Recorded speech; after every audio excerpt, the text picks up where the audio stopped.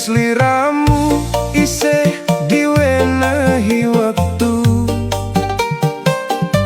gawe becik sak kuwate atimu.